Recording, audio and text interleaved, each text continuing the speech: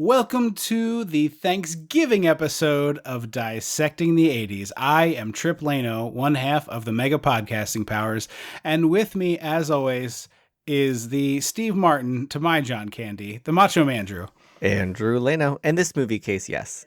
I'm not normally a Steve Martin type. I'm more of the Rick Moranis to your John Candy. Yeah, definitely. I have really enjoyed Only Murders in the Building with Steve Martin. I wanted to like it. I'm probably gonna give it another try, but I just okay. How far did you get? That's like 4 episodes. Okay, yeah. I mean, I feel like if you're not there, that's what I think. I was like, I genuinely put like, I was like, this isn't 5 minutes and turning it off. I was like, I'm 4 episodes in and just like. Yeah. Don't be like me with Arrested Development, where I was like, eventually I'm going to understand this, and I watch every episode and the Netflix reboot, and I'm like, this is not good. I don't understand what everyone likes about this.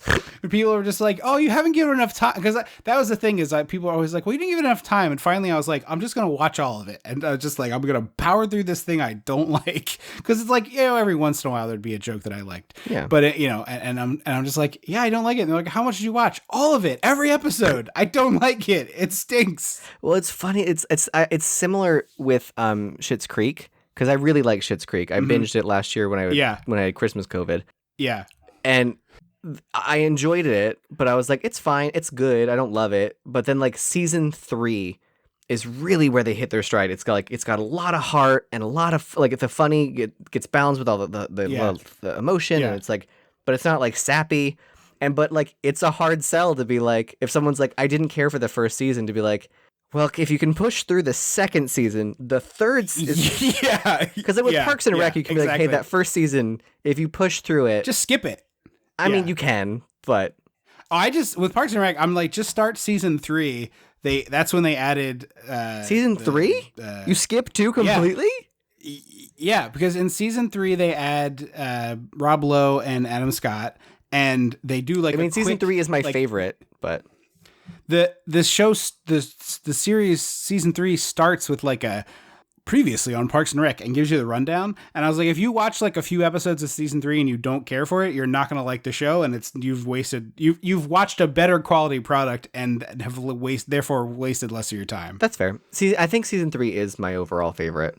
Mine too. And then I'm like, if you like the show, you'll go back and watch the other stuff and it won't feel crazy, but you'll be like, oh, I can see it like finding its legs, but it's not quite there. Yeah. So that's my take. You can't quite do that with Schitt's Creek, but it's... Yeah. Well, I was going to say, it's funny you mentioned Schitt's Creek, because my wife and I were just talking about that, and I was like, have you tried that show? And she's like, yeah, I did. I don't like it. And I was like, I watched like 4 episodes, and I was just like, yeah, I can't. This is not for me. And I'm not saying the show, like, clearly many people like it. I'm not saying you all have bad taste. It's just not my cup of tea, you know? And so it's like... obviously, you may be a little lost, but I'm curious if you, like, just jumped ahead. Yeah, maybe. Because like I said, it really, the balance is what kicked it in for me. Because I was like, oh, it's just a funny show. And then season 3, I was like, oh no, this is like a television show. Yeah. See, the thing is, I did not find it funny. I didn't like any of the people enough to enjoy the shenanigans. Yeah, I found them all the kind of people who exhaust me. And I mean, they're exhausting. Yeah, I don't. But what I like about Schitt's Creek versus Arrested Development is that like, nothing bad ever happens to the Arrested Development crew. Like, they just keep winning. Do you know what I mean? Like, yeah, more or less. They don't get their comeuppance, but like in Schitt's Creek, it starts to some degree they do, but yes, overarchingly, it's just like, they're not phased. But like with Schitt's Creek, it's like, no, it starts with the bad, and then just bad kind of like keeps happening until they find their footing and build themselves and better themselves. But like the premise is like something bad has happened to them and they have no money and they have to go to this small town. Remember the only asset the government will let them retain is the small town that they bought, that Dan Levy bought as a joke for his son. Yeah. And so that is why like I watched a few episodes. I was like, they deserve this. These people suck. Yeah. And I couldn't get over that. Yeah. They learned that sometimes. Yeah, well, it's like sometimes you can see where the highway is going and still not be interested in driving on it. You know what I mean? Like there's a totally different thing. But like I really like Ted Lasso. I find it to be super charming and heartwarming and yada yada yada. I don't need to talk about Ted Lasso for an hour. But like as someone who likes sports movies and has seen a lot of them, and when they were like, oh, Ted Lasso is going to be 3 seasons, it was immediately obvious to me like what the overarching story It was they would just tell would be. the first 30 minutes of a sports movie for a season, the middle 30 for a second, and then it's more or less, season 3 is going to open with the miracle speech. Yeah, it's going to be a little bit different than what you're describing, but not wholly different. And it's just to the testament of the show, I still, even knowing pretty confidently how season 1 would end, how season 2 would end, how season 3 would end, when the ending of season 1 happened, it still resonated with me. And they got the correct emotional reaction out of me, even though I was like, sure, I knew where it was going. So that's that. Anyway, that's fair. And I will say, last thing about Schitt's Creek is that Alexis, the daughter character, her character arc over the show is probably one of my favorite character arcs that I've ever seen on television. Like, it is so beautifully written and believable, and it flows naturally in a way that you're kind of realizing with her that like, oh, I'm a better person than this, and like she made me cry. I love her.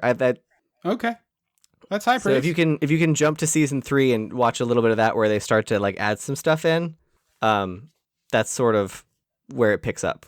Yeah, and it was a bummer because I love Eugene Levy and Catherine, what's her last name? O'Hara. Yeah, Catherine O'Hara. Oh my God, her character is my favorite. She's so fucking crazy. Well, we've now talked about Schitt's Creek for 10 minutes, so I mean, 7 minutes. Really, but I'm gonna throw the switch that I see here and get us back on track and say it's Thanksgiving, it's Candy-ed Yams. We're starting a new tradition about John Candy. You know we had to go Thanksgiving properly with perhaps the only Thanksgiving movie, Planes, Trains, and Automobiles, and that's what we watched. So you know what that means. Sorry, I was just genuinely trying to think of another Thanksgiving movie. I think you're right, but I will rack my brain. But we gotta go back. We gotta go dissect the 80s. It's the JHCU. Something about the JHCU. When the mega powers explode. I'm talking about the 80s. Oh, yeah. Great Scott. Cream of the crop. Oh, yeah. Mega powers, yeah. When this baby hits 88 miles per hour, you're gonna see some serious shit. I am certain that there is another Thanksgiving movie. Someone's going to tweet it at us. Happy to hear them. But I like this. You is know the one what? That comes to mind. We're back. A dinosaur story. Is that really? Does it take? Oh, I guess there's the parade, which it, right? I assume. Yeah. Any giant New York parade, I just assume is the Thanksgiving Day parade. Oh, you know what? No, I think it is because I think part of the plot is that the boy is like, I don't have a family, and Yardley Smith's rich girl is like, my family's not here on Thanksgiving. I think. Gotcha. Okay. Yeah, it's funny. That was on some streaming service or another like a year or two ago. And I was like, should I throw this on? I remember it's probably enjoying cute, this as right? a child. And it was like 78 minutes. And I still could never just like get to pushing the button. It's 78. Julia Child's I know. there. I know. I forgot about that actually. But yeah, I was just like, I'll just leave that on the shelf. It's fine. So I have to open this conversation up. Well, JHCU is the John Hughes Cinematic Universe. I thought you would ask me. Okay. But... Yes. Yeah. No, I should have. I'm sorry. Tweet around JHCU and note the connections for us. So we've got Ferris's. So it has to be, knowing now what we know that the Hughes movies have the connectivity. This is 100% Kevin Bacon's character from She's Having a Baby because it's like canonically linked that this is him. I don't know that movie. I don't either. Like I said, I think listener Michelle has requested it on her Patreon episode a couple times, and it just hasn't come out of the lottery. But it is a Hughes movie, and at the end of it, there's like apparently a run through where different characters from other Hughes movies are, like, we just talked about that, right? Names. Because yeah. So wait, is John Candy in it twice? I don't know that John Candy's in it because he's twice. It's Great Outdoors characters. We did Great Outdoors, right? Yeah. I think maybe you're right. I'm not sure. He might be in it twice. It's possible he's in it twice.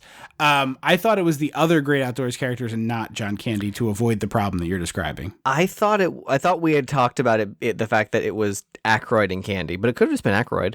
Yeah, because in my We'll my Google note here, the scene. in my mind, in my note here, it's that it's these two characters, but maybe I meant the Great Outdoors. Although you'd think you would want to do Uncle Buck, Dan Aykroyd from Great Outdoors, and Steve Martin from this. That way you can spread it out as thin as possible. You would think, yes. But there's this whole shenanigans here. Steve Martin's at a bad meeting he can't get out of. He's wasting all this time. I wrote a He's note, trying to cute make watch, this flight. Yeah, which it is didn't cute realize watch. it would be a thing later. But I was like, this is a watch. focal point. Yeah. This is funny. Like, we talk a lot about the cultural shifts that happen over the time. This movie is celebrating its 35th anniversary this year, so obviously a lot of time has passed. But what's funny about this is, like, for one, the idea of a high-powered executive at his level being like commanded to be at a meeting in another city that's at 3 p.m. to decide this trivial thing before Thanksgiving. Don just Draper seems would never. So, yeah, it just seems so ludicrous. But also it'd be like, yeah, I'm going to zoom into that because it's the day before Thanksgiving. Thanks. 2 days before. 2 days before. Excuse me. You are correct. So Yeah, I just cell found that phones very and funny, Zoom like, solve a lot of this movie's problems. Yeah, for sure.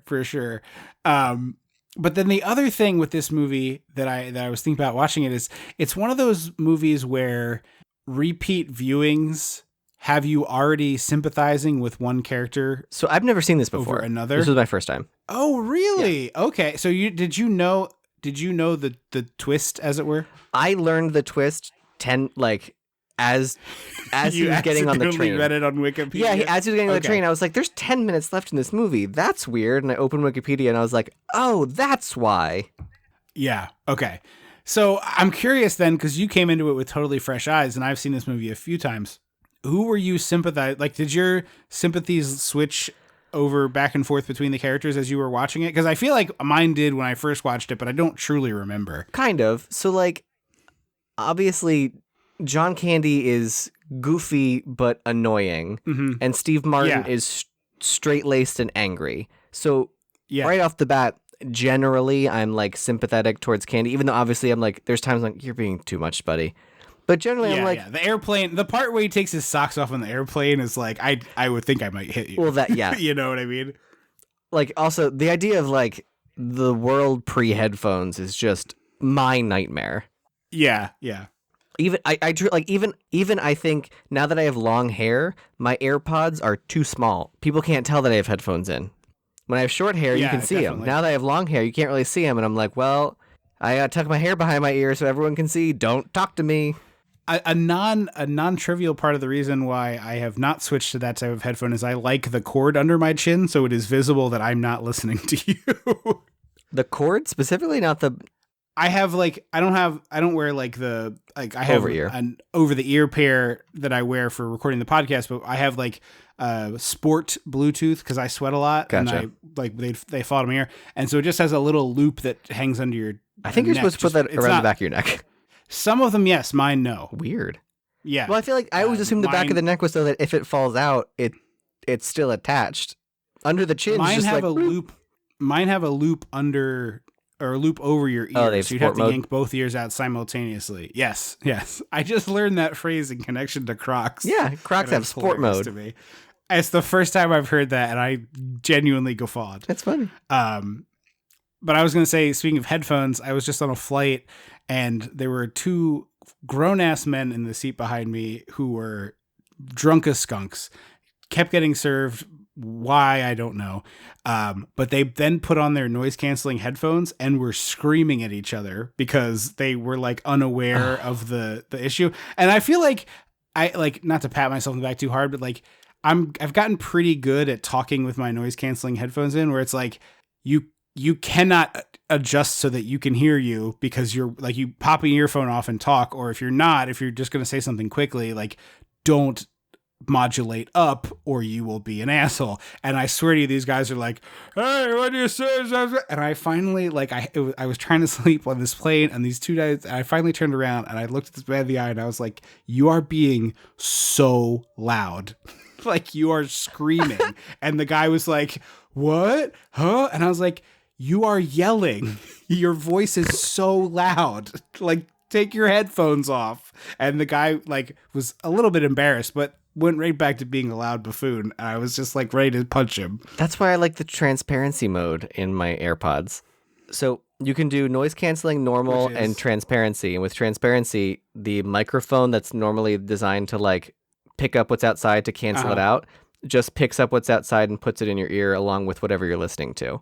Oh, okay. So like I can hear like the floorboard creak as I walk through my house and stuff. Ah, gotcha. That makes sense. Anyway, John Candy taking his socks off on the plane. I'm oh boy, I don't turn.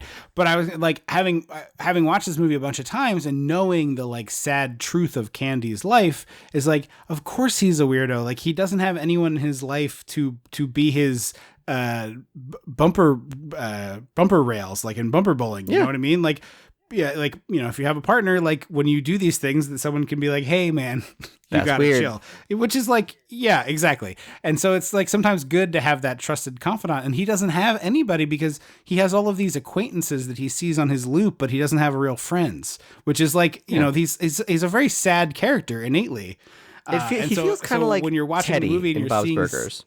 Yeah, 100%. Because there was that one episode definitely a Dell type where they like, I don't remember what the full context was, but Bob got stuck with Teddy on like a car trip, and he was like, Teddy's life was so empty and boring. And then on the trip, it was just like he met all the people Teddy talks about, like the lady with the spaghetti or like whatever. Yes. I know exactly what you're talking about.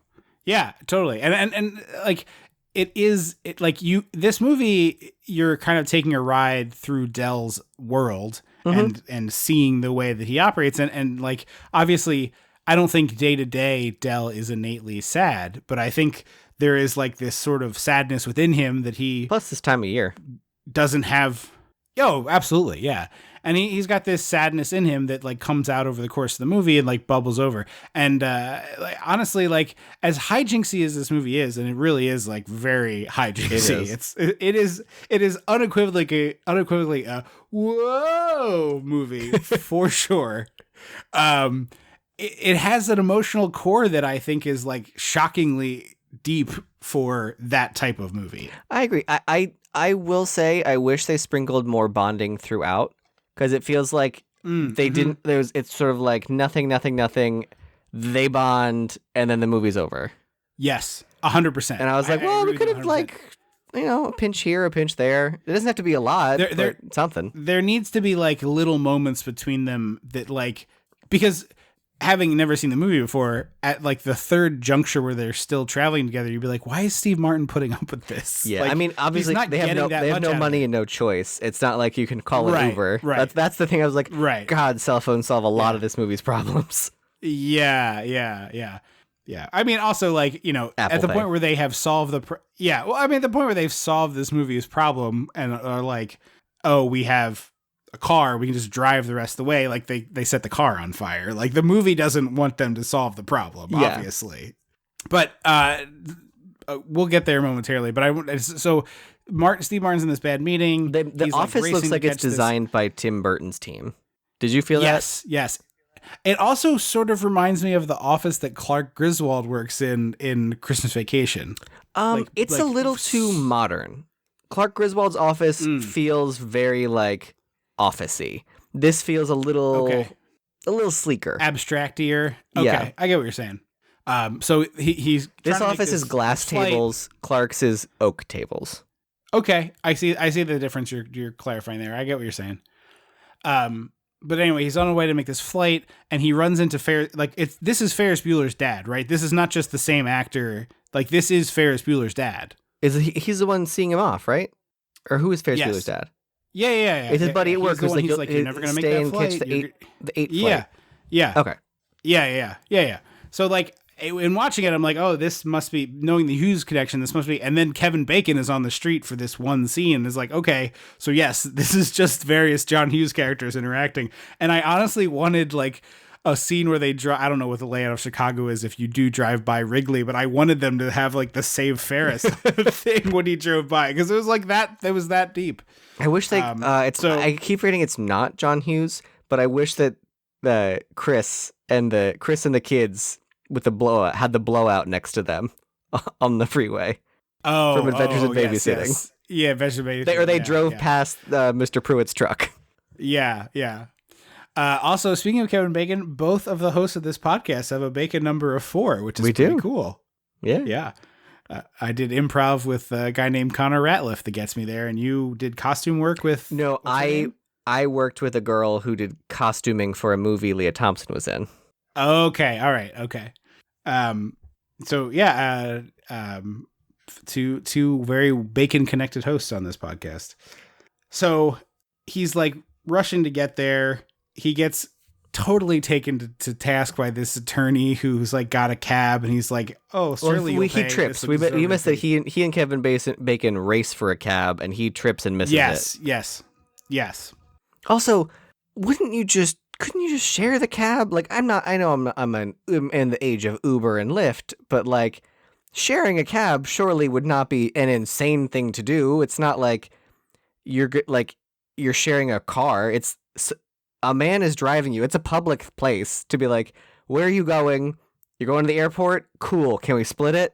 Yeah, absolutely. Like, is that weird? As 2022, is it weird?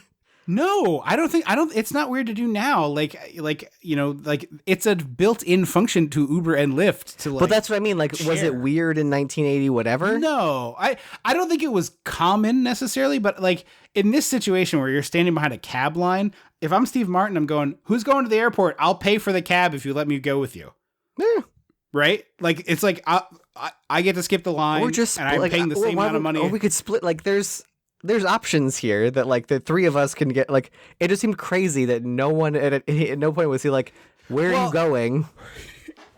Well, what I'm saying is like the split is like, why am I doing you a favor? You know what I mean? And it's like because you don't have to spend as much money. That's why you're doing the favor. But all these business people are going to expense it anyway. I know, but still. I mean, so the money is not really. It's like if I get that offer, I'm like, then reach back. Well, no.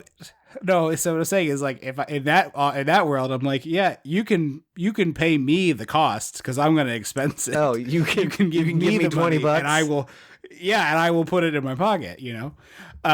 But yeah, it's like, obviously the reason why he doesn't do this is because there wouldn't be a movie. I just read a really great interview with the director of Barbarian.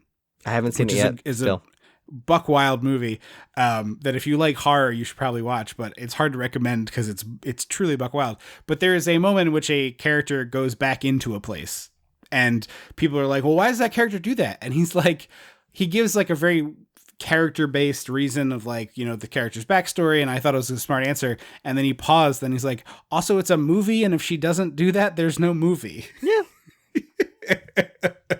Which I was just like, yeah, okay, that makes sense. Like, at some point you have to be like, yes, I'm giving myself over to the fiction, and the fiction here is it's a movie. So, although, like, I will that's say, why he doesn't do it. Because blah blah blah blah hand wavy. He ultimately when he gets to the airport, he finds out that the flight's been delayed anyway. So like knowing that that's going to happen, John Hughes, like whatever. Yeah. Yeah, I mean, I do think there's a funny version in which he splits a cab with Dell, and that's the like start. Well, that's what I thought was about to happen. Yeah, when he rips the door open, I thought he was about to be like, "Well, share, buddy."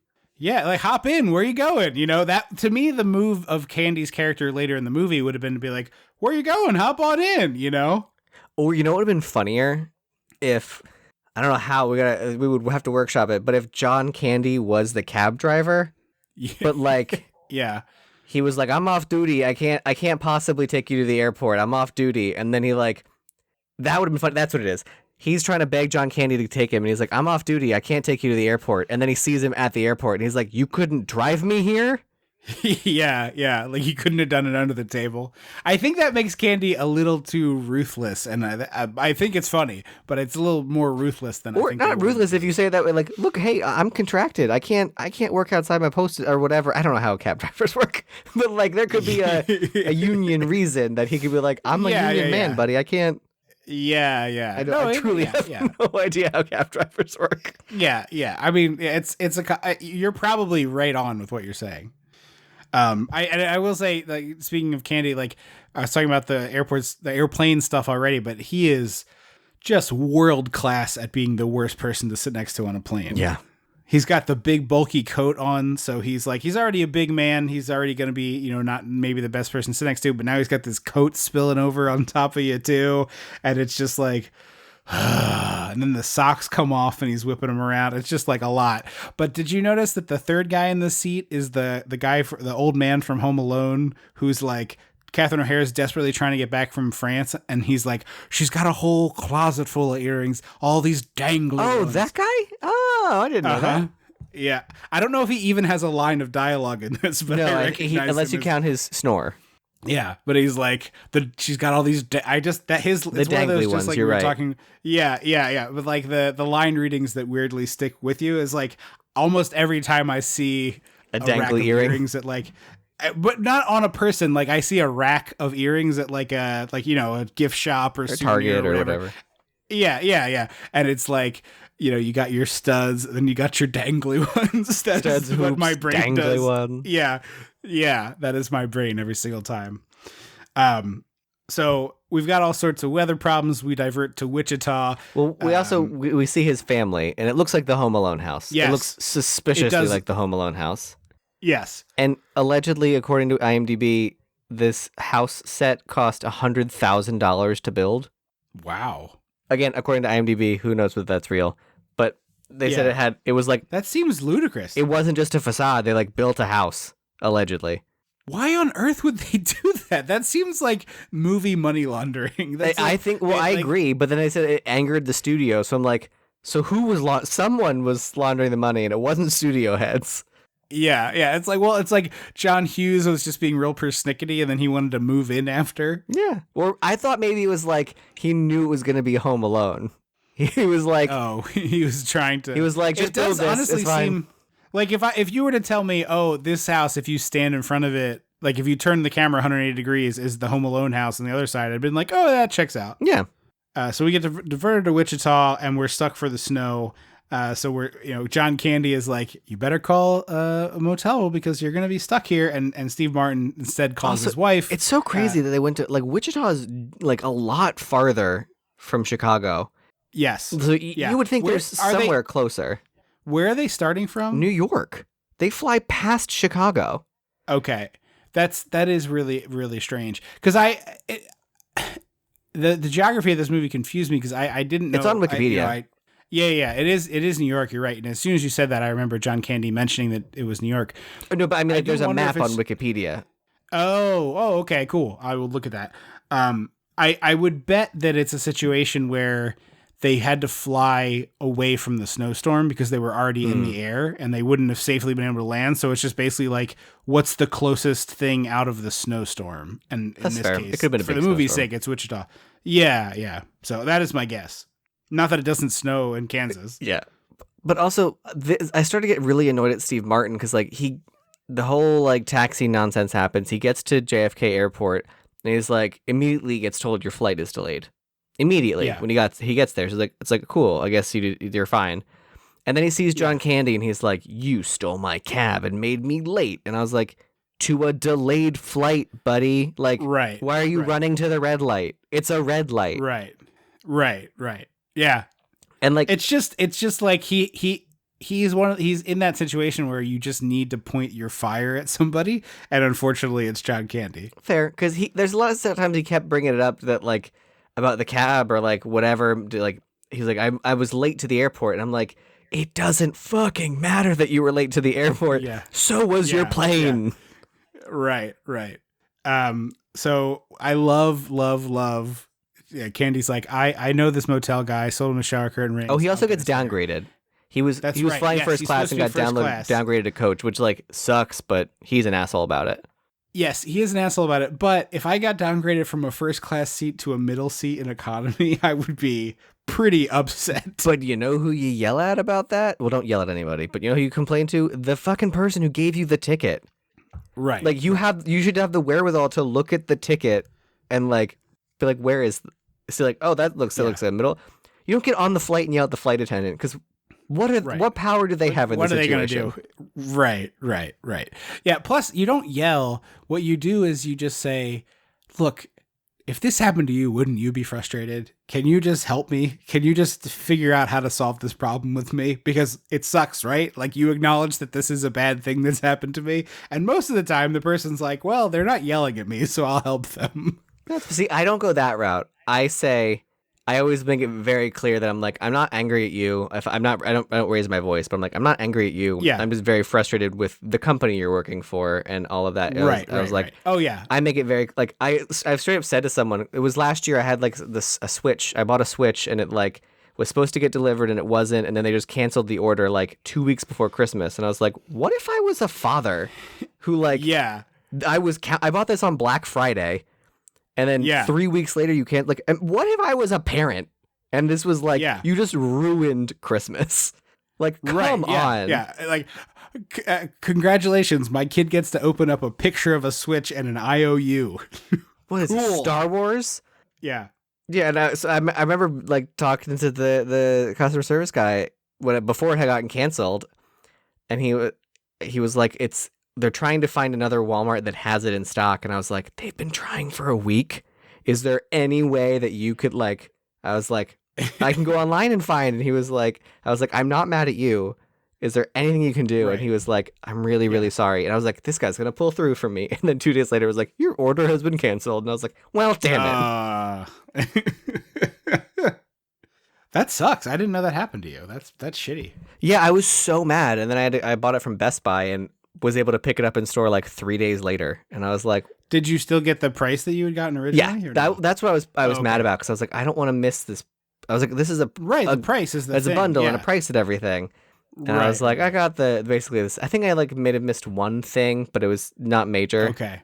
So anyway, we hop into Doobie's Taxiola, which looks like one of those, I think now I'm 99% sure this is in one of the Leprechaun movies, but I'm sure it's in other things as well. But like the very specific tour vehicle for a guided tour of a city. So it'd be like, I know I saw that when I was in New Orleans of like, you ride around in a hearse and they show you. Yeah. So I think it is I think it's a hearse in the Leprechaun movie because I think it's a ghost tour. Okay, I thought so too. Yeah, but this thing looks like that kind of vehicle. Just really delicious, you know. It does. It reminds me of prop work. The cab. Keaton using the hearse as a cab.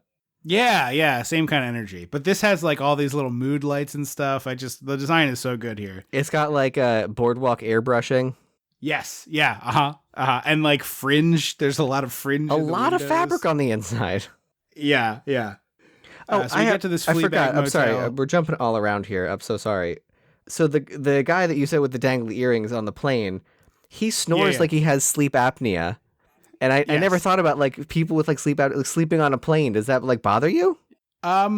So I am not generally super duper affected if I go one night without my CPAP machine. I don't have it as severely as some other people do. Okay. So if you have it very severely, maybe it's different. But like, I never got to where like I would sleep for a full night and wake up and feel like I hadn't slept, which some people who have it very severely do, but I don't. Because they keep waking up and they don't remember it, but they keep waking up. They don't. Yeah, you don't know it. Mm-hmm. Yeah, you basically don't sleep over the course of the night. I don't have it to that degree, and it's like I've used it for so long that it's really more of the Pavlovian thing that I have like. Okay. It's great. Like it's one of the time. things that. Yeah, exactly. Like one of the things you read over and over again if you have trouble with sleep is like you have to create a bedtime routine and do that, and I have fallen ass backwards into a perfect one, which is I put this machine on when I go to sleep, and so.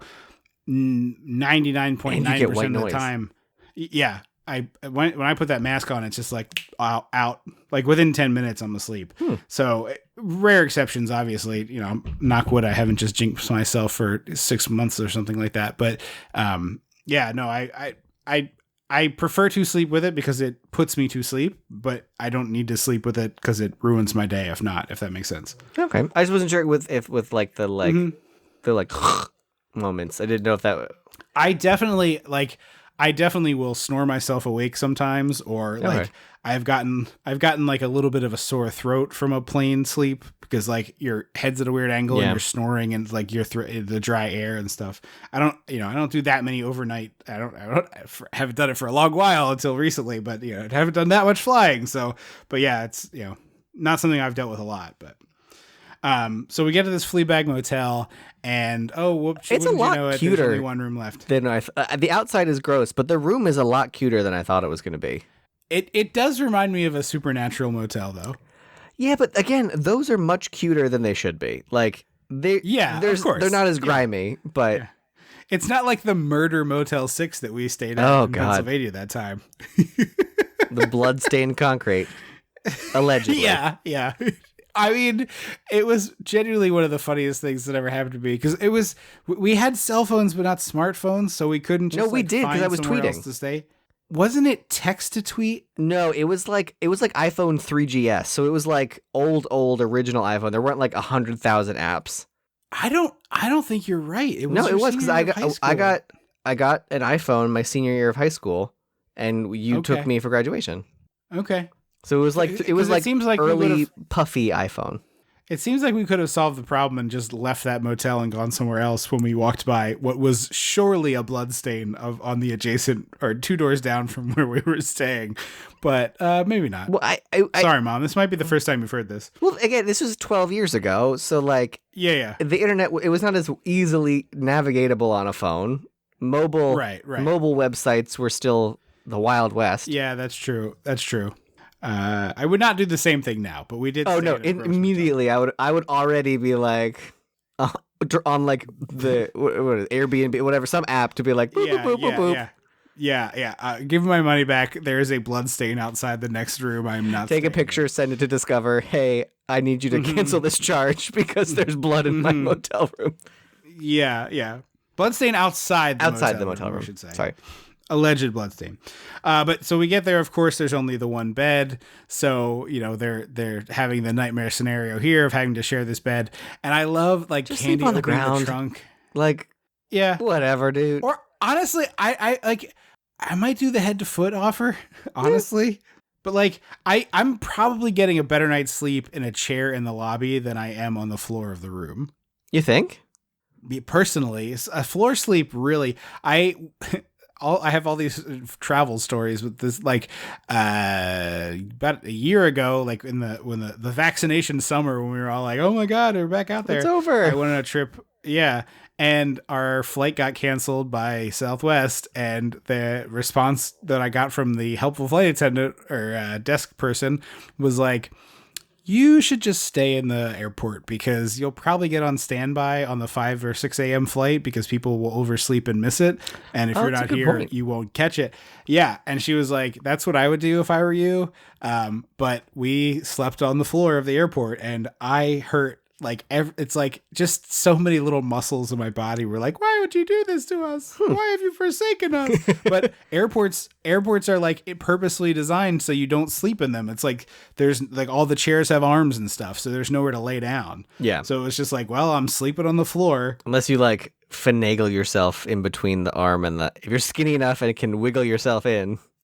If you wanted to like do an acrobatic move like the guy in Ocean's 11 and like hold it and whip yourself through the rungs, I suppose. If I did that, I would be like Winnie the Pooh, and I'd have to get five or six janitors to grease me up and get me out of there.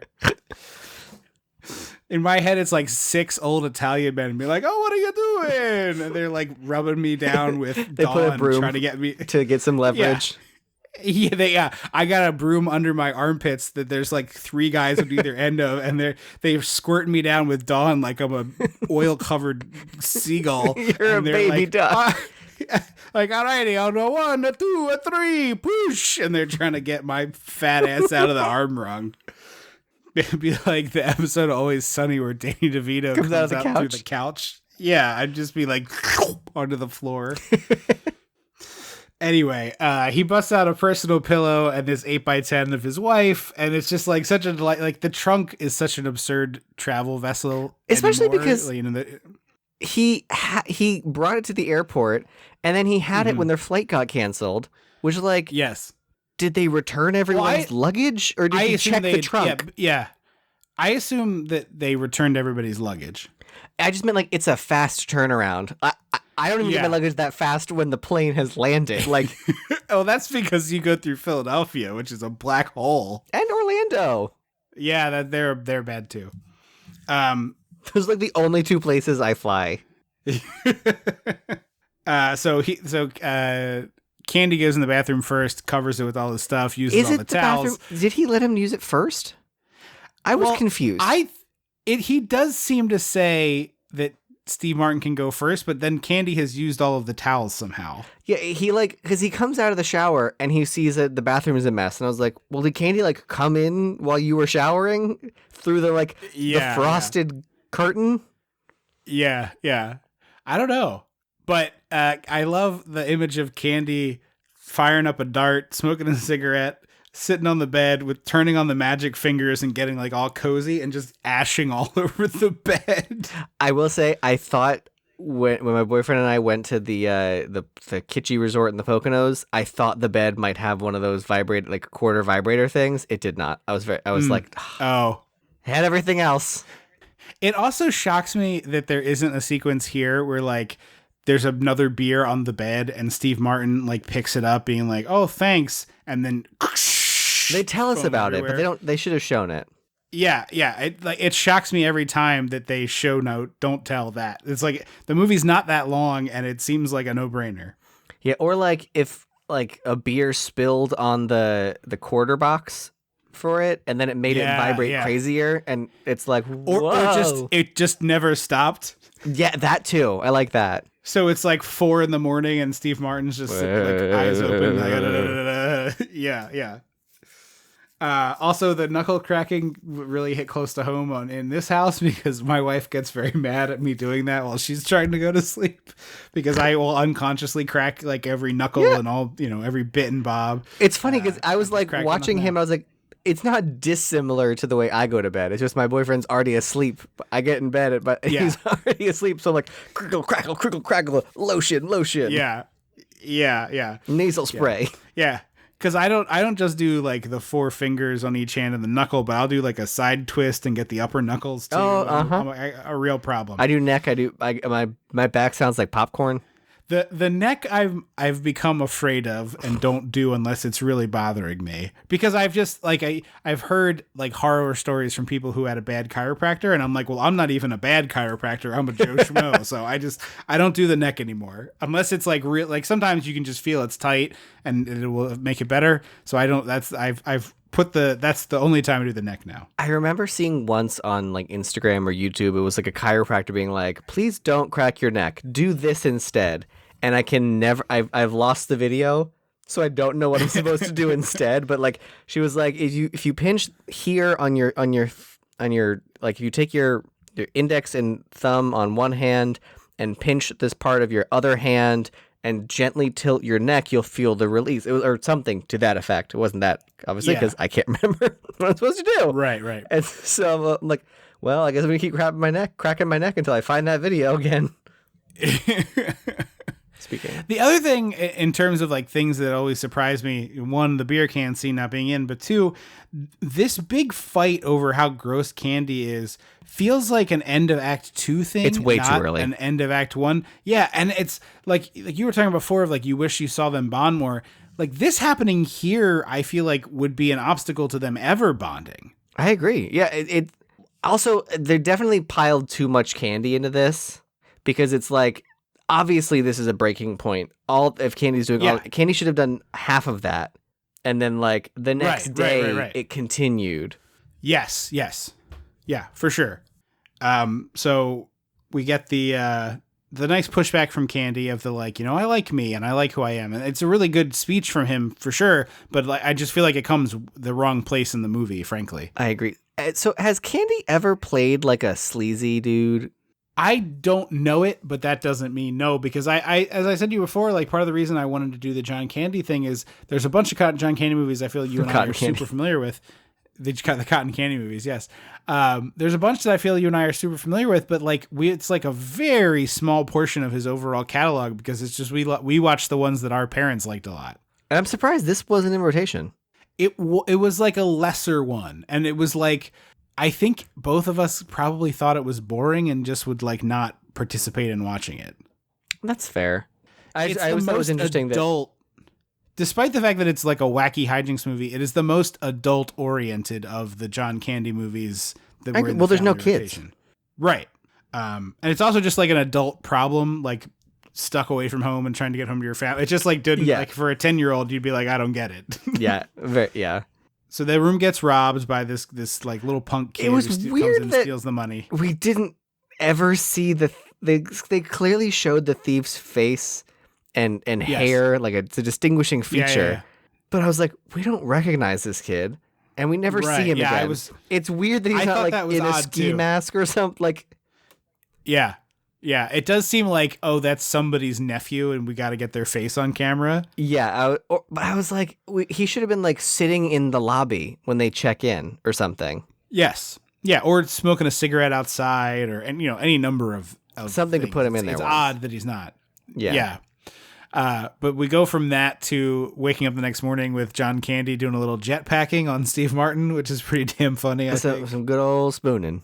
Yeah. Did you just kiss my ear? It's like really lovely. Yes. And then immediately into the like, hey, how about those bears? His hand was between his butt. Yeah. Allegedly. It might have been a thigh. It could have been thighs. That's true. So we go to a themed diner where Patty from Elvira is their server. Oh, yeah. She's also in Beetlejuice, and I never realized that. I did not know that either. I just watched the Weird Al movie Weird, and there's a sequence where Al goes to this party, and like everyone else at the party is a very famous person, and it's all just random celebrities in different outfits, but one of the people is playing Elvira. Oh, I was about to ask, is it like a recent party or like a 90s party? No, it's like 1987 or 88 or something. I forget that he's been doing it that long. Oh, my brain is like he's like a 90s person, but I'm like, no, he was like an 80s, like a it was like he broke and had a wave, and then he had another wave in the 90s, and then I feel like White and Nerdy was like this other really big wave for him. Was after Amish Paradise, right? Way after. White and Nerdy was like 2006. Oh wow, I didn't. Yeah, I'm not that up to snuff on my Weird Al oeuvre, but you never had a phase. I had a phase. Well, I had a phase by proxy because you had a phase, so like I knew the things. But I don't think you ever really enjoyed it as much as you were just like tolerating it. I guess my memory. I think it's more that I enjoyed it because my brother enjoyed it, so I was like, I have to also like this thing. Yeah. I also like very funny, by the way. Go see Weird or stream Weird on Roku, not go see. Sorry. I love hearing Weird Al Yankovic speak because there's just something like very like unassuming and charming about it. You would think he'd be like a goofball. You based on his music, you would think he would sound like a YouTuber. Yes. But he's just like hearing him talk. He did Hot Ones, and like hearing him just be like, "Yeah, here's the story of why I wore that Coolio. I wore Coolio's hairstyle or Cisco Coolio. Coolio was Amish Paradise. Yeah. Yeah, he's like, I wore Coolio's hairstyle to the Grammys, and I didn't tell anyone. And here's like, it's like a very like matter of fact story, but it's just so funny. Yeah. He has a very, very dry sense of humor, which is not really the vibe of the songs, and so it seems a little incongruous. Incongruous? Yeah. When you like the songs are way broader than his, I think, personal style of joke. I always remember they did like a behind the music for him, which is very funny because like he's never had a drug problem and he does like a very silly thing, and he hasn't even had like issues. Like he's had the same band forever. Oh, really? So it was, I just learned this while watching the movie because I was Wikipediaing him, but like his drummer joined him in 1980, and then two more musicians joined him in 1983, and then one more musician joined in like 1991. But once those people joined, they have never left. Like, it's not like there's been 12 piano players and they just hire a different person. It's like, no, we found a piano player in 1991 and that guy's been with us for 30 years now. It's like, my drummer has been with me for 44 years or 42 years. Does he still put out stuff? Yeah.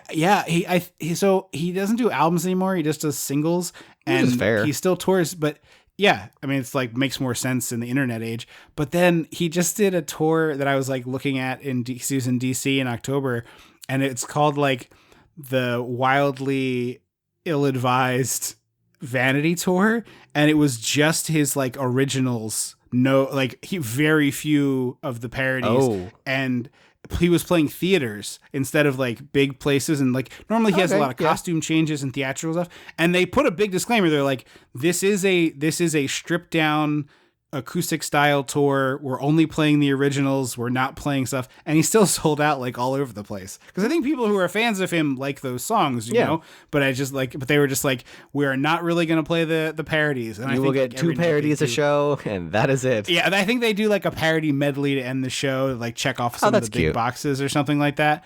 But yeah, it was like, we're doing my parodies. We're doing the 12-minute long Albuquerque on most nights.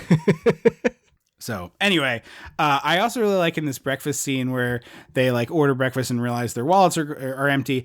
They were carrying so much money. Like it's a preposterous amount of money to have on you for John Candy, because he's like a salesman, I kind of give a bit of a pass that he might, because he had $250 or something, which are like, for a salesman, sure. But then Steve Martin's just walking around with $700 in cash. Yeah, that's just like why do you need $700 in cash? What were you gonna like? That's it wasn't asking even like, to get robbed. Well, yeah, and it was like I was like, oh, maybe he was buying Christmas presents, but he would have bought the Christmas presents. You know what I mean? Yeah. Like he was buying something fancy for his wife or the kids in New York or something. But it's like, well, you would have done it already. You would have had it, yeah, because he leaves. Yeah. So they realize they don't have any money, and they got to call in all these favors, and they get picked up by the jack-o'-lantern guy from Trick or Treat. Yeah, but Dylan Baker. Yeah. Also, and I'm this is go ahead. I'm very disappointed in this movie because we see 3 times they carried John Candy's trunk upside down. The lid is on the bottom, and not once does it fall open. What are we doing here? I agree. Yeah, it's bonkers. Is this amateur hour, it's crazy John that Hughes? never happens. Yeah, it doesn't even get emptied out when it gets ejected out of the flaming car. No. Like, they don't have to go scooping clothes up off the highway. But then again, they pick up the suitcase from the middle of the highway and it's upside the trunk and it's upside down. It's like, great. Yeah, we're gonna see headlights coming and they're gonna walk and poof, it's gonna open and just no, much it never funnier. opens. Yeah, much funnier. Agreed. I'm sure they didn't do it because it was a huge pain in the ass continuity wise, but it is much funnier if that happens. Just have it happen once. Yeah, agreed. This is one of those times where like 2 characters show up in a movie and I'm like, hey, I've been enjoying this movie pretty much so far, but I would much rather see what that movie is. Yeah, follow this where movie. It's like, he's the, what'd you say? Is it Dylan Baker? Dylan Baker. He's doing like a classic tobacco chewer, like spit thing. And then he's like yelling at his wife who's holding a baby to get out of the car and stop being lazy and load their suitcases. And they're like, oh, no. And he's like, this woman's the toughest person I ever met. Her first baby come out sideways. She didn't scream or nothing. I was like, okay, Jesus. I want to know everything about this woman. What's happening? That birth story needs to be told. Yeah, can we do a cutaway and just watch that situation transpire? Also, this movie needed more lower thirds with dates and times. 100%. Because it opens with 2 days before Thanksgiving. It should be like 2 days. Yes. Like it should be like 2 days before Thanksgiving, 4:45 or whatever the hell, and then just keep giving me times and then dates. And I'll add to that. I want X miles from Chicago. Oh, that's fun. I like that. Yes. So we have New York City, 2:22 p.m. 2,000 miles from Chicago, and then here I want it to whatever it is. So update me of like how close we've gotten, because I either need that or the Indiana Jones map. And I'm fine with both. I'm fine with both. Yeah. So they're frosted. We did that. Friends. I told you we did that in high school, or you saw that show. I think we did Which one? I did Guys and Dolls, and when they flew to Havana, we just projected. We didn't steal it, but they made one of. I do remember that Indiana Jones map from New York to Havana. Yeah. It's a useful tool. Yeah. So they get frozen in the back of this truck. He can't pick up the gloves because there's a very angry dog. It's a good bit of business. And we end up boarding the train. Bus. So they're on a bus. No, they're on a train and then they're on a bus. No, are they? Yeah, they get on a train and they go like a few miles down the road on the train. Oh, and sorry. I'm chugging along. Yeah, we're about to be on the bus. It happens very quickly. Also, the dog jump scare got me. Oh, good. That's fun. So the train breaks down almost immediately because this movie can't let these people have success. Of course, it's a movie. So then we're trudging through a field and John Candy's dragging his heavy ass trunk and Steve Martin is like, I'll help him. And so it's like you start to see the bond here, but I feel like if I'm doing this, like I put the blow up after this sequence. Yeah. Between the train and the bus, but whatever. So we go to the bus station, and another guy who like I want to see what movie he's in. There's this old man who has like two mice who have crawled their way out of the thing he was carrying them in. I totally and they're just like this. running. Okay, so sitting next to Steve Martin is an old or John Candy, one of them, I don't remember. But there's this old man holding a box that clearly was like mice in the box, and the mice have chewed their way out of the corner of the box and are just like crawling around his pant legs. And he seems oblivious to this, but I'm like, what's that movie? What's he doing? What? Yeah. So there's also a great line of dialogue here where Candy's like, you ever traveled by bus before? Because it's really bad. Yeah. Essentially. I got, that's not the line, but it's just like the look on his face when he gives him kind of a shrug to be like, well, you're in the shit now, pal. Think you had a bad day so far? It's not getting better. And he's eating peanuts in the shell and throwing them on the floor on the bus, which is like a Texas chaos. Roadhouse. True chaos energy. And then they start a bus sing-along. Have I told the bus sing-along story before? No. Well, there's also a couple that's like borderline doing it. And they're, of course, looking because... Yeah. And they're like, take a picture. I'm like, you're doing it in a public bus. Like, right.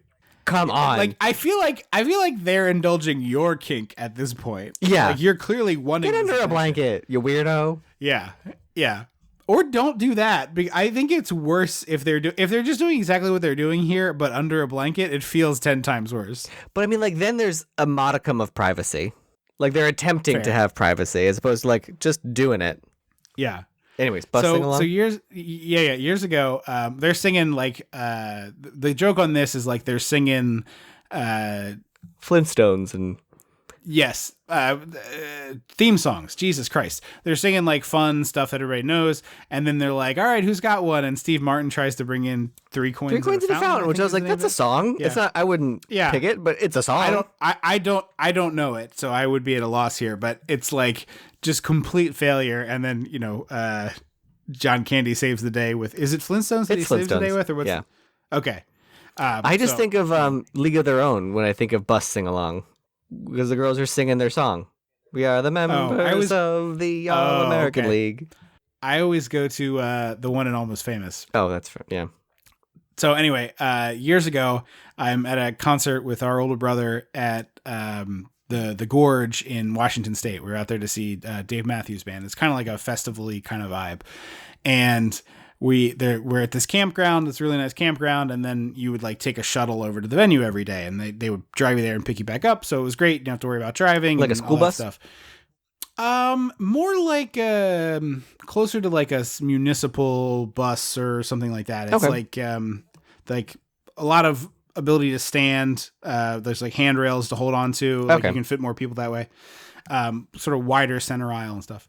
So we're on this bus and it's, 6 o'clock before a concert. So everybody on the bus or most of the people on the bus are drunk and in some stage of having been drinking.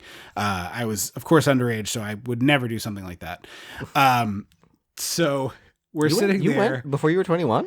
Yeah, I went. I convinced our parents that they should let me go after I graduated high school because I wasn't. Oh, so you were 18. Okay. Senior. Yeah. And I had like a whole PowerPoint basically to convince them I should let me go to this. Sharks. I come before you. Yeah, exactly. It was truly that situation. That's high stakes. So anyway, we're on this bus. And actually, this might have been on the second time that I went to the Gorge, which was after college, but whatever. It doesn't matter. So this guy is drunk as a skunk, standing with his like arm crooked around the pole, like holding onto it for support that he needs, perhaps emotionally. Going as well to as the physically. concert, right? Yeah. And he's like singing very poorly, whatever song he's singing, to no reaction. And he very clearly thought he was going to be like the guy who starts the bus sing along and just like failed, but he was like not taking no for an answer. My dude. Yeah. Well, he's like, I'm not taking no for an answer. And so he switches over to, he finishes the song or he switches over. I don't remember that part. And he starts singing Don't Stop Believing. And so another great choice for a group of white people. Yeah. It is a great choice of a song, although like one that is deceptively very difficult to sing. Like Steve, I'm gonna forget. I can't forget his name. Whatever. Steve from Journey. Mama's crying right now, but the guy has incredible range. So it's like very hard to sing that song. Like it's a wide range. But so he starts singing, just a small town girl living in a lonely world. Da da da da, and nothing is like people are like all rolling their eyes at him or whatever. And then he gets to the midnight train line, and our brother just comes in with him. Anywhere, like that. And like I turn and I'm like, is he drunk? What in the at heck? all?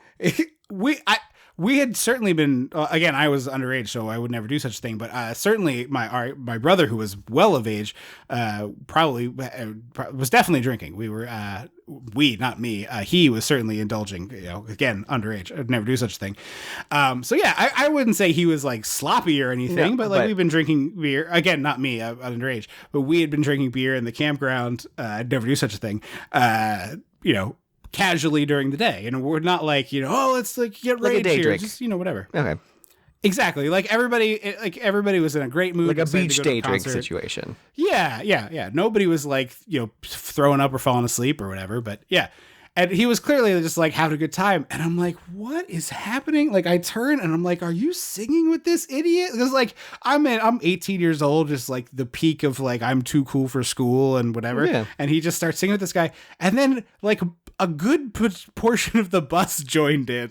It was like he broke the dam and gave everybody permission to go along with this, and then people were just singing along. It was very, very entertaining to watch. That's so cute. So I think of that every time I hear that song.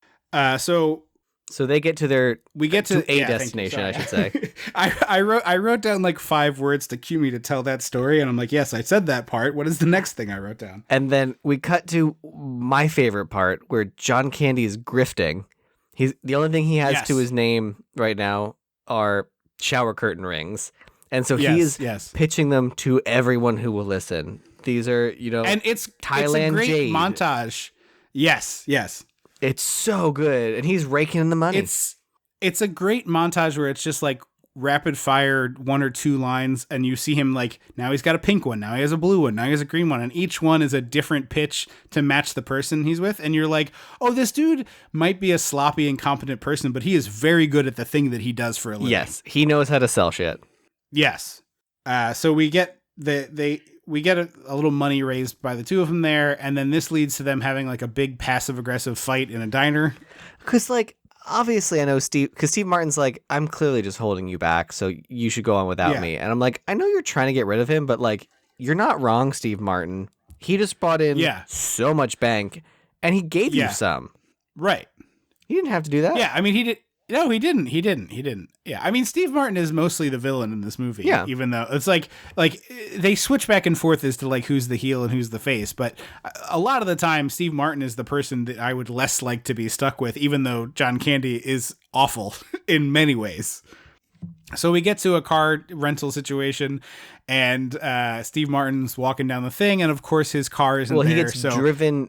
He gets bussed over to the car lot, which is crazy to me. I've had that happen many times.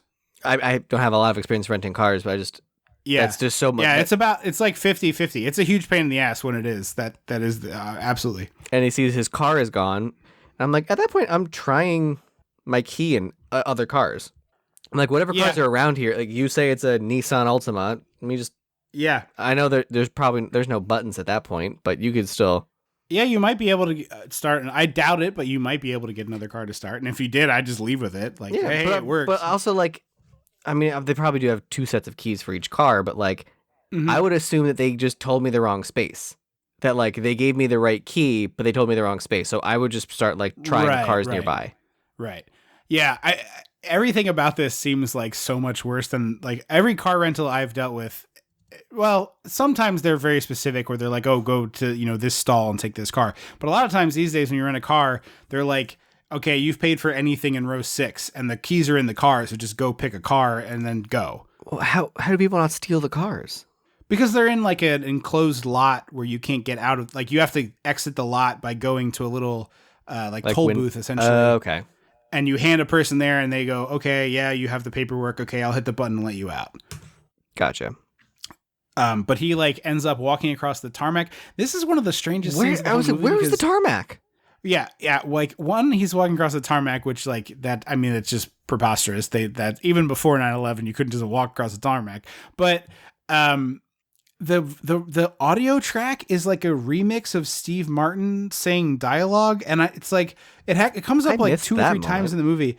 Oh, it's like in the movie a couple different times where it is a remix of Steve Martin dialogue over like rap scratches, record scratches. Totally missed that. I was probably too distracted by the multiple times they played a weird version of When the Saints Go Marching In for some reason. Oh yeah, no, this is even weirder. And then we do get, of course, our favorite Edie McClurg as the counter lady, and Steve Martin here gives a real beautiful tapestry of whisper yelling of swear words, which it's just the word really, fuck 18 times, which makes it an R yeah. rating. Yeah, it's almost as good as the scene in The Wire where they have the whole conversation just saying the word fuck, but he's really weaving a tapestry here. Well, because it starts with Edie McClurg improving on a fake phone call, and it's delightful. Yeah. And her rebuttal to him, like, fuck this, fuck, going like, okay, well, do you have your receipt? And he's like, no, I lost it. And she's like, oh, well, then you're fucked. It's so good. There's so many times I wish I could say that to people. Yeah. In my job, and I wish I could, but I won't. Yeah, of course not. But if someone said fuck to you 19 times in 1 minute, or 18 times, I think we just said, I think it would be reasonable. Like, no court of law will convict you on that one. Oh, no. But also, I'm hanging up the phone because my job is phone. Yeah. The first fuck, I'm like, boop. Yeah. So he goes outside. He starts berating this. I get how frustrated you are, dude. I've been there and I feel it in my heart, but you got to take a breath before you talk to people in service that have nothing to do with what's wrong with you. Right. And also the thing that I learned, you only have to make the mistake once of getting mad at a person who's in the service who could help you in the service position, not in the armed forces service, who could help you. And then them being like, yeah, I got nothing for you. To be like, oh, the second I wouldn't you want to be yelled at. I'm done. Yeah. Right.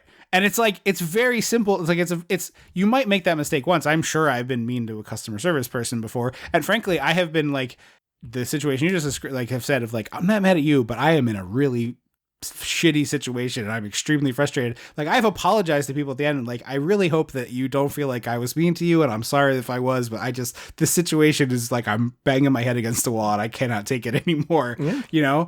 And it's just the person who can help you is the one you're screaming at. Yes. It's Remember give them that. a reason. Give them a reason to help you. But he goes outside, and there's this guy who's a valet, I guess. I don't know. He's a cab hailer. Is he a cop? Okay. I think it's sort of how job. they have the the doorman in a hotel is also a cab hailer, I think. Yeah, that makes sense. Yeah, it seems like an odd job to have, but he starts fighting with this guy who punches him, and then Dell almost runs him over with the car, which is kind of nice. And then the car is to me, I looked it up and I haven't seen other people saying this, which really surprised me. It looked to me like the family truckster from Vacation, but a convertible version of that line. It seems small. I picture the Vacation car as more boat-like it's longer. The Vacation car is enormous. The Vacation car is a full, huge station wagon, but I just mean it's if this is, it's you got your variations in a line, it's you got it's you could buy Levi 501 jean shorts, Levi 501 cargo pants, Levi 501 carpenter, okay. You know what I mean? And it's it felt like they were of a same line, but I'm the only one who feels this way apparently. He also says that the car rental place was out of cars, and I was like, well, there was a full fucking fleet of cars, so yeah, you were lied to several times. Well, also, you saw the cars, is the thing. It's you saw all of them. Yeah. At what point, I give me any car. I will pay for any car at this point. Right. Also, if you're ever renting a car at a very slow time, and you want to drive a weird luxury car that they have, ask them how much it is, because they might just knock it off the price because it's never going to get rented. Yeah. I one time, one of the first solo trips I did, I went out to Denver and I was walking out and they were like, pick a car in row E, and there were no cars in row E. And I walked over to the guy and I was like, hey, I'm supposed to be running this. There's nothing in row E. And he was like, oh, I'm gonna have to go get something back. And I was like, okay. And next to us was a the Ferris Bueller convertible. And I wish. No, it wasn't a convertible, but it was a muscle car. It was not a Mustang, but it was the Chevy equivalent, which I always want to say Camaro, but I think that might be wrong. But it was like a Mustang, but from Chevy. Yeah. I forget what the car. I'm not a car person. And I was like, what about this one? And the guy was like, are you traveling by yourself? And I was like, yes, actually. He's like, yeah, all right. And he handed me the keys and I took it. It happens more often than we think, just because no one is renting these cars and they just sit there. Right, so they're like, sure. Yeah.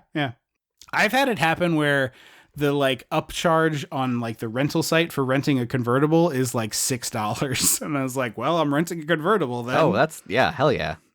There's also a weird like sci-fi adjustable car seat in the car. Well, it's like the feature you'd get in a real luxury vehicle, but this is obviously not a luxury vehicle, so it's bizarre. Yeah, well, because it's not just back up and down; it's like sideways, and like it's crazy. So he's like playing with the seat a bunch, and there's a really, really oddly goofball scene where Steve Martin is like talking on helium because he got hit in the testicles, and I was like, I don't think a Bugs Bunny cartoon would make that joke. Yeah, it was. I was like, why is he? Oh, right, he got hit in the nuts. So okay, right. Yeah. So Candy's driving, he's asleep, and he's like, you know what? He's rocking out, he's singing, rocking along, which like. Yeah. And then he's like, I gotta get this coat off. And I'm like, yeah, I hear you, man. And people think I'm crazy, but like, I really don't like driving with a coat on ever. Like, I generally don't drive in a coat. Seat. Yeah. And he gets stuck on both sides with this coat. But he doesn't just pull over, Beverly. Yeah. Well, yeah. It's like, you could just stop the car. There's no one else. But also he drives with his knees. But what I wanted to see him do is drive with his teeth, which would have been much funnier, I think. Yes, like, but that scares me. But that scares me that you're going to get, if you're going to do an accident, you're driving with your teeth, you're ruined. Well, obviously, you just curb stomped yourself. Yes. So he also puts his head real close to the, like, cars make me more nervous than I ever let on that, like, I'm like, while you're driving, don't, like, I occasionally, like, if I'm drinking a soda or something while I'm driving, I get a little nervous that in this exact moment I'm drinking, I'm going to get into a car accident and it's just going to hump. Yeah, that's really funny. I do not share that. It's just, and it's not like it's debilitating or constant, but like randomly, if I'm taking a switch, it's good that you have like a healthy awareness. It's good that you have a healthy fear of the most dangerous thing most people do on a week to week basis. Yeah. I think so. But so he gets stuck. They go into this big skid and he's driving the wrong way. They turn into skeletons, which is another. No, they don't turn yet. When they do this spin around, I really like the shot because they actually do spin the camera around a car. But then when he drives back, he drives up the exit ramp the wrong way and is driving on the highway backwards, which like, yes, how? There's no. I know it's a movie. Yeah. I know it's a comedy, but like, no. Yeah. No. Yeah. Yeah. Even in the middle of the night with no sleep, you would very quickly realize this. But of course, They turn into skeletons briefly as they drive between trucks. They turn. The classic scene of "you're going the wrong way" that everybody knows from this movie happens here. This scene where John Candy turns into the devil is the only thing I've seen from this movie before. It's like that clip. Really? That's bizarre. I'm sure it was in some like comedy, like We Love the '80s or something that was like this clip. Yeah. But like I don't know why, but the clip of John Candy as the devil is the only thing I ever saw.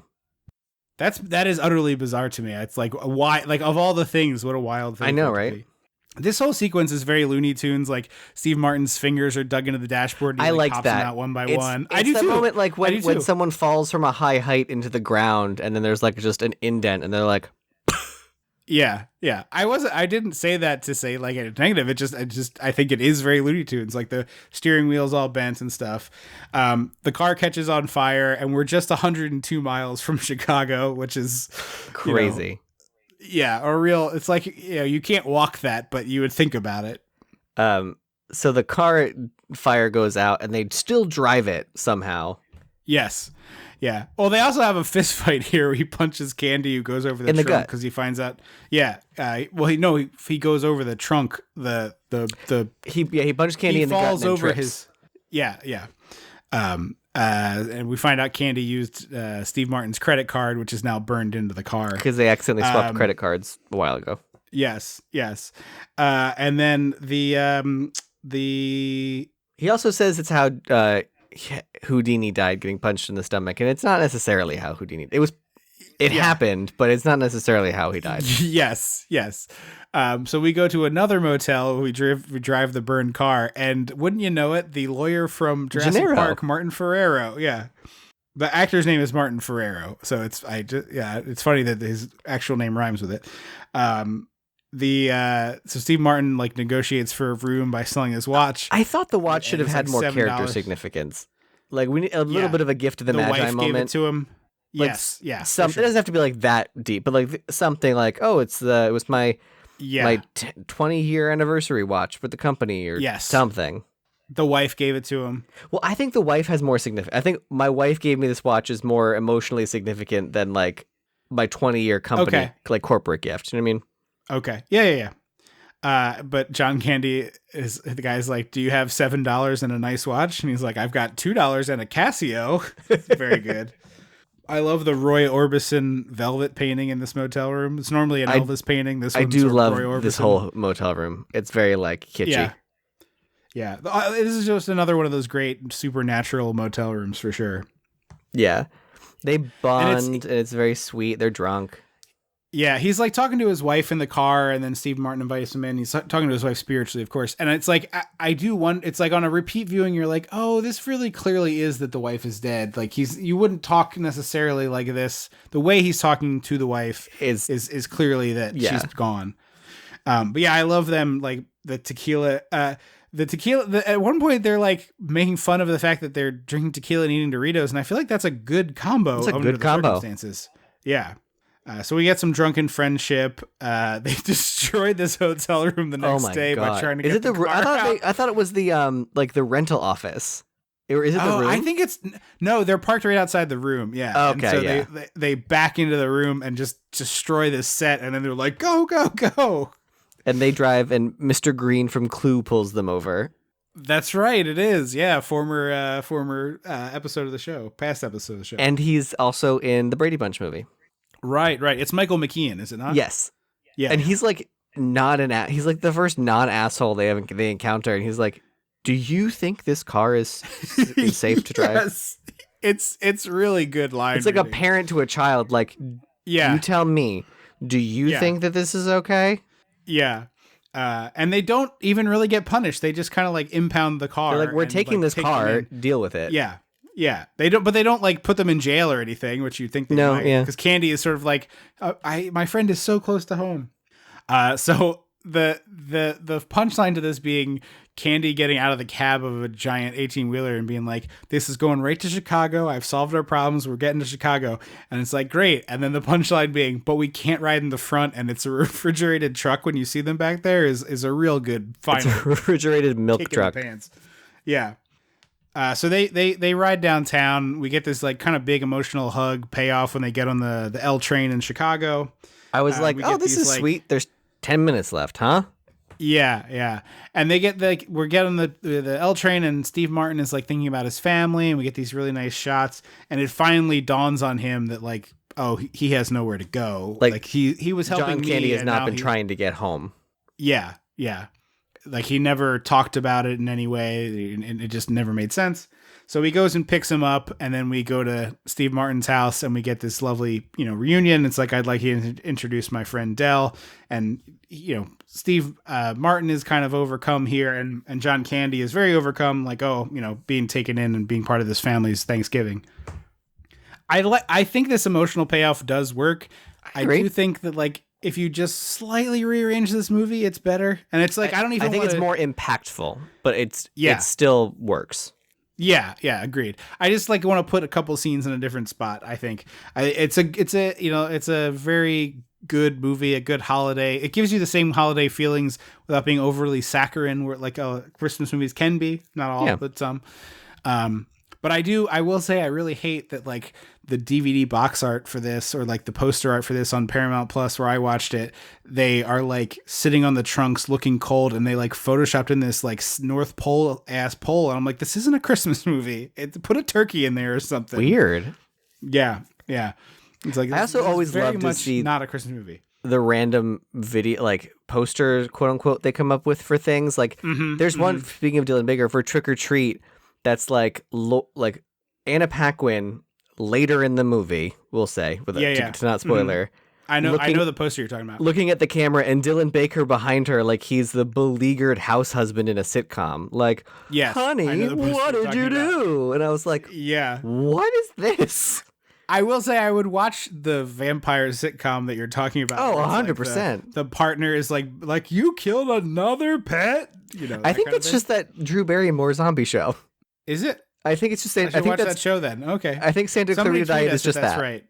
All right. Well, somebody tweet us if that's right because I would watch that. I do like Timmy Oliphant. Maybe I should just check it out. So that's a recommend from me. It sounds like a recommend from you as well. I'm surprised it was your first time with this. That's a fun. I did not realize that. Yeah. We are still trying to finalize the Christmas schedule, so we'll tweet that out when we tweet this and let you know what the next episode is. So take a look there. We got to figure out our end of year stuff. We got a lot of episodes to record. Speaking of that, if you like the show, there'll be a bunch of bonus content coming very soon. We have 2 episodes hitting the Patreon in December. Our annual Christmas Mentary, which is not necessarily about Christmas, is a commentary track that drops Christmas Day. And there will be a full-length bonus episode also hitting the feed in December. So head over to patreon.com/dissectingthe80s where you can learn about all of that stuff. Find us on Facebook or at Dissect the 80s on Twitter. Well, we'll post what the next episode is. Sorry for not having it ready. It'll probably also be in the notes of this episode. By the time this goes out, it'll probably be decided. So just check there as well. But we're recording these a little early, trying to get ahead of some stuff. So check that out there. Thank you so much for listening to the show. We really appreciate it. Have a wonderful Thanksgiving. I hope this gives you a little entertainment as you travel wherever you're headed. I have been Trip Lano. I will always be Andrew Lano. Until next time. Gobble, gobble, gobble, gobble.